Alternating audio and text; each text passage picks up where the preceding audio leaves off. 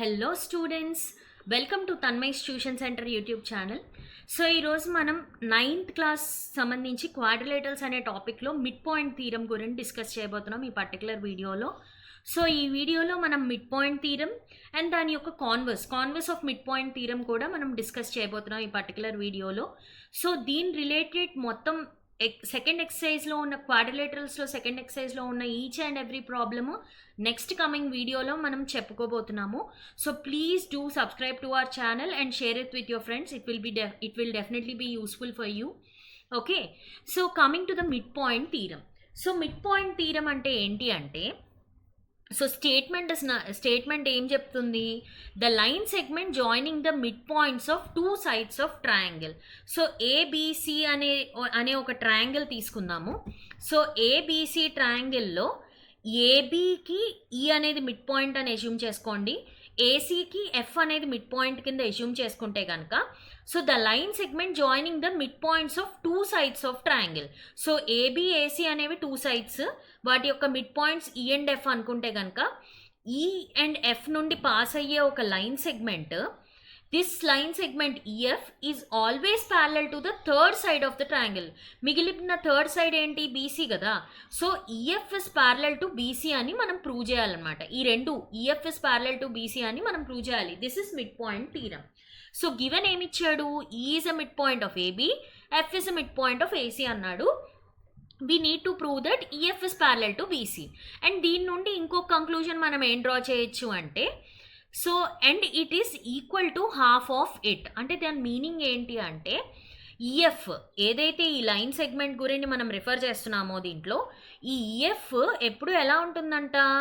It is always half of it అంటే ఏంటి? The third side ఏంటి? బీసీ కదా. సో ఈఎఫ్ అనే line segment this is always equal to half of BC అనమాట. So this is the conclusion we can draw from the mid point theorem.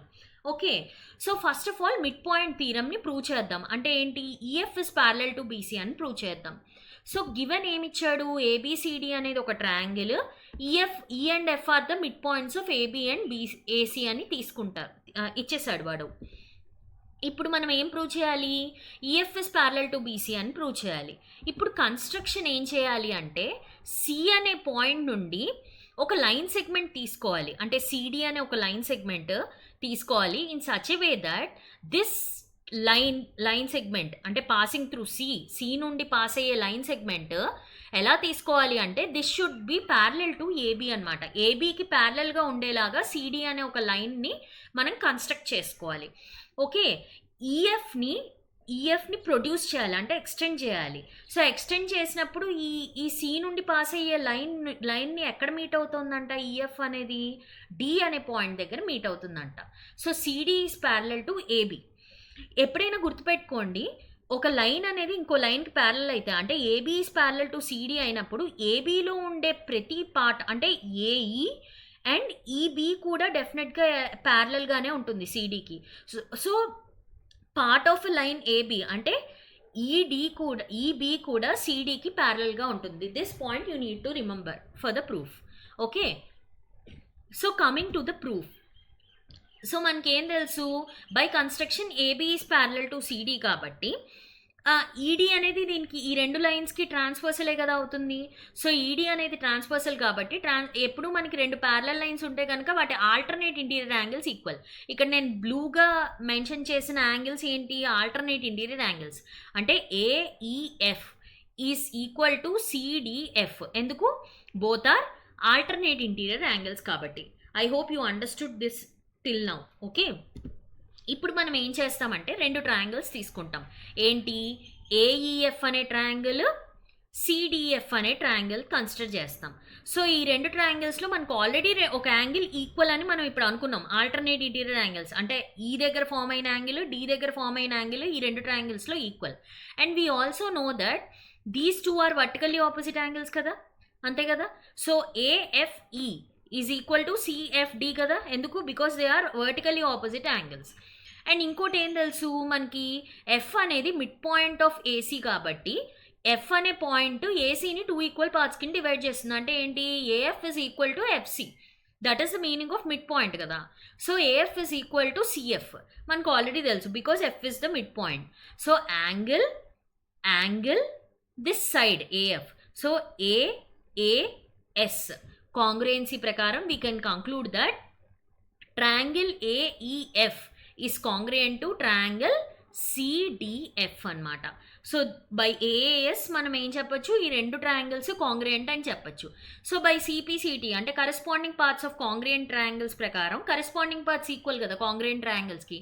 So AE is equal to CD కదా corresponding parts కాబట్టి. So AE is equal to CD అని మనం తీసుకుంటాం అనమాట conclusion CPCT ప్రకారం. Okay, so మనకు already ఏం తెలుసు, ఈ అనేది మిడ్ పాయింట్ టు ఏబీ కాబట్టి AE is equal to EB కదా. ఆల్రెడీ మనకి ఏఈ వాల్యూ డీసీకి ఈక్వల్, ఏఈ వాల్యూ ఈబీకి కూడా ఈక్వల్ కాబట్టి from these two we can say that LHS equal కదా. ఇక్కడ ఏఈఏ ఉంది, ఇక్కడ కూడా ఏఈఏ ఉంది కాబట్టి ఆర్హెచ్ఎస్ రెండు ఈక్వల్ చేయొచ్చు. అంటే CD is also equal to BE. So BE is equal to CD అంటే బిఈ అంటే ఏంటి ఇది కదా. సో ఈ లైనును సిడి లైన్ రెండు ఈక్వల్ అనమాట. ఇప్పుడు మనం ఈబిసిడి అనే ఒక క్వాడ్రిలేటరల్ తీసుకుంటే కనుక మనకి ఏం తెలుసు, ఇప్పుడు ఏం కంక్లూజన్ వచ్చింది, EB is equal to CD అని మనకి ఇప్పుడే కంక్లూజన్ వచ్చింది. And at the same time మనకు ఆల్రెడీ ఏం తెలుసు, EB is also parallel to CD kada. Enduku by construction we have constructed in such a way that CD is parallel to EB kada. So by construction ee rendu lines parallel as well as equal.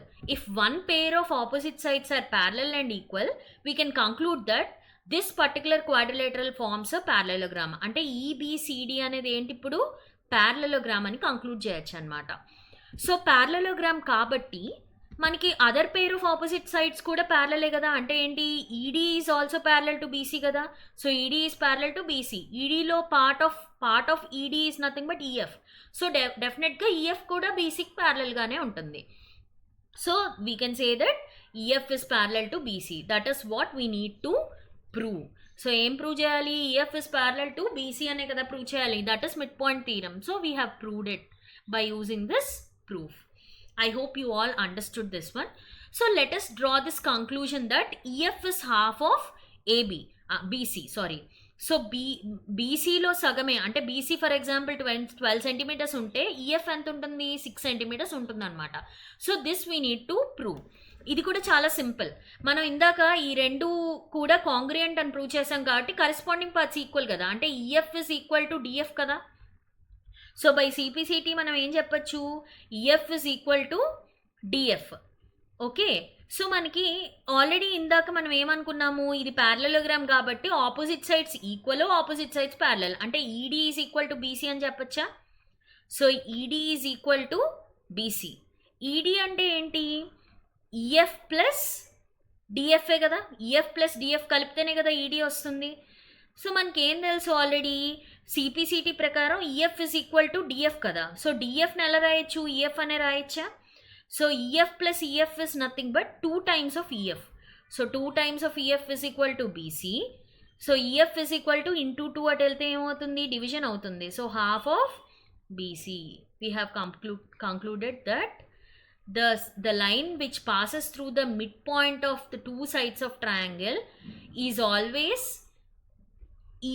parallel to the other side BC, and also it is equal to half of the other side BC.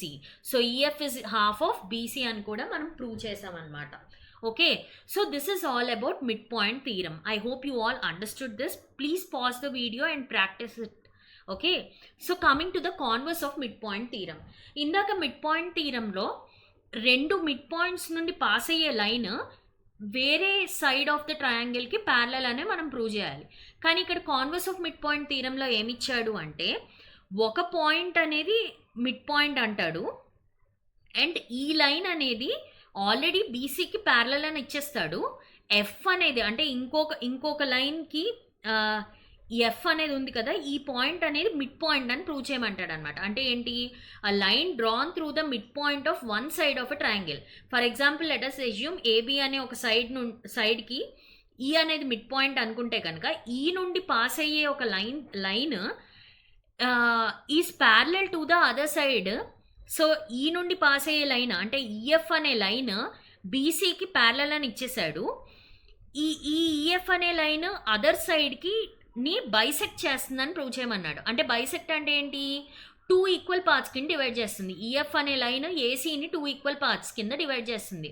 అంటే సింపుల్గా AF is equal to FC అని prove చేయమన్నాడు. AF is equal to FC ఎప్పుడు అవుతుంది, when F is the mid point of AC అయితేనే కదా.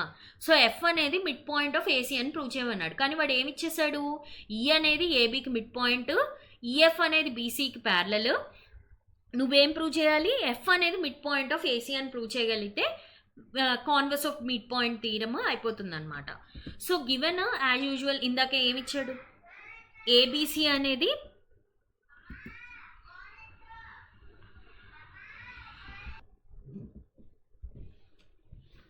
So in triangle ABC వాడు ఏమిచ్చాడు, ఈ అనేది మిడ్ పాయింట్ అన్నాడు of AB and F is some point on AC. మనం ప్రూవ్ చేయాలి that F is the mid point అని మనం ప్రూవ్ చేయాలి. సో ఎఫ్ అనేది ఎనీ పాయింట్ ఆన్ ఏసీ అని మనం కన్సిడర్ చేస్తాం. అండ్ ఇంకోటి ఏమి ఇచ్చాడు, EF is parallel to BC అని వాడు ఇచ్చేసాడు అనమాట. ఓకే, మనం ముందు మిడ్ పాయింట్ థీరంలో EF is parallel to BC అని ప్రూవ్ చేసాం. ఇక్కడ మనకి ఆల్రెడీ వాడు మెన్షన్ చేశాడు EF is parallel to BC. We need to prove that F is mid point of AC అని మనం ప్రూవ్ చేయాలి. సో కన్స్ట్రక్షన్ ఇందాక చెప్పినట్టుగానే సి నుండి ఒక లైన్ గీస్తాము in such a way that it is parallel to AB. So ఏబీకి ప్యారలల్గా ఒక లైన్ అనేది సి నుండి గీస్తాము అండ్ ఈఎఫ్ని ప్రొడ్యూస్ చేస్తాము to meet this line at D అనమాట. Okay, so same construction similar to mid point theorem. ఇప్పుడు మనం క్వాడ్రిలేటరల్ ఈబిసిడి అనే క్వాడ్రిలేటరల్ తీసుకుందాము. మనకు ఆల్రెడీ వాడు ఏం మెన్షన్ చేశాడు, EF is parallel to BC అన్నాడు కదా. So EF is parallel to BC and EB is parallel to CD by construction కాబట్టి సో మనం ఇక్కడ నుండి ఏం తీసుకోవచ్చు, since both pair of opposite sides are parallel కాబట్టి this quadrilateral forms parallelogram. So EBCD అనేది ఒక ప్యారలలోగ్రామ్. ఎందుకు, ఈఎఫ్ అనేది ప్యారలల్ టు బీసీ కాబట్టి డెఫినెట్గా ED is parallel to BC అవుతుంది and EB is parallel to CD by construction కాబట్టి both pair of opposite sides parallel కాబట్టి this quadrilateral is nothing but a parallelogram. So ఇది parallelogram కాబట్టి we can say that opposite sides equal కదా. So EB is equal to CD. So EB is equal to CD. మనకు already ఏం తెలుసు, E is the mid point of AB కాబట్టి AE is equal to EB కదా. Okay, so EB already మనకి సిడికి equal కాబట్టి EB is also equal to AE because AE is equal to EB కాబట్టి EB ఎంత ఉంటుందో AE కూడా అంతే ఉంటుంది definitely. So EB is also equal to AE. Okay, ఇప్పుడు మనం ఏం చేస్తాము అంటే ఈ రెండు ట్రయాంగిల్స్ కన్సిడర్ చేస్తామన్నమాట.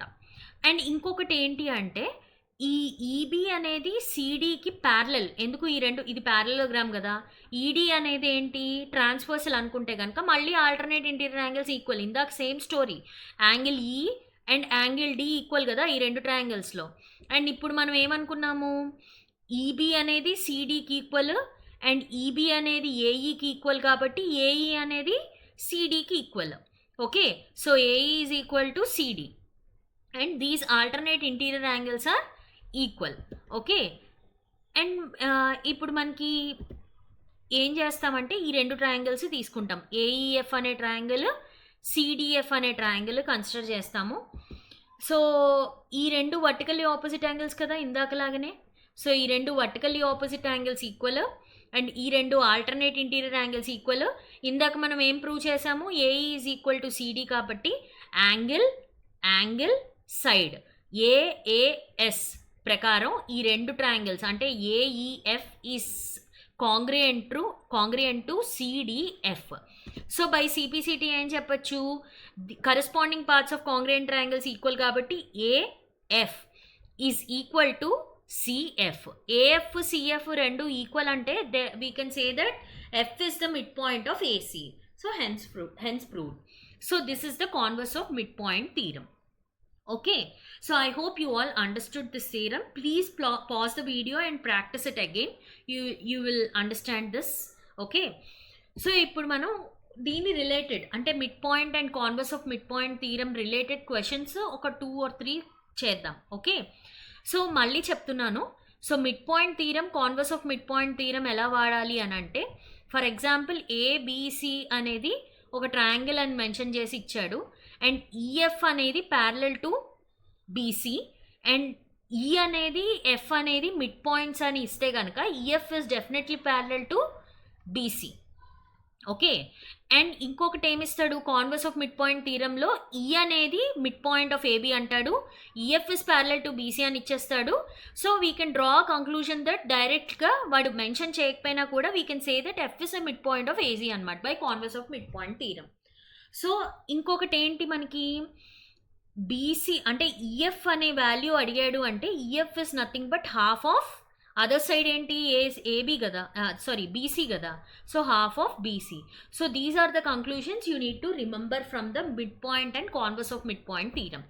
సో ఇక్కడ క్వశ్చన్ చూసినట్టయితే in the figure find the value of BD అడిగాడు, అంటే బీడీ వాల్యూ అడిగాడు, DE is parallel to BC అని ఇచ్చేసాడు. ఇక్కడ వాడు ఇంకేం మెన్షన్ చేయాలి, DE is parallel to BC అన్నాడు, కానీ ఇక్కడ మనకి ఏమి ఇచ్చాడు, AE value EC value equal అన్నాడు. డెఫినెట్గా ఈ అనేది ఏమవుతుంది, మిడ్ పాయింటే అవుతుంది, ఎందుకంటే రెండు వాల్యూస్ ఈక్వల్ కదా, ఇది 1 cm ఇది 1 cm అంటే డెఫినెట్గా దిస్ ఇస్ మిడ్ పాయింట్ అవుతుంది, ఈ అనేది మిడ్ పాయింట్.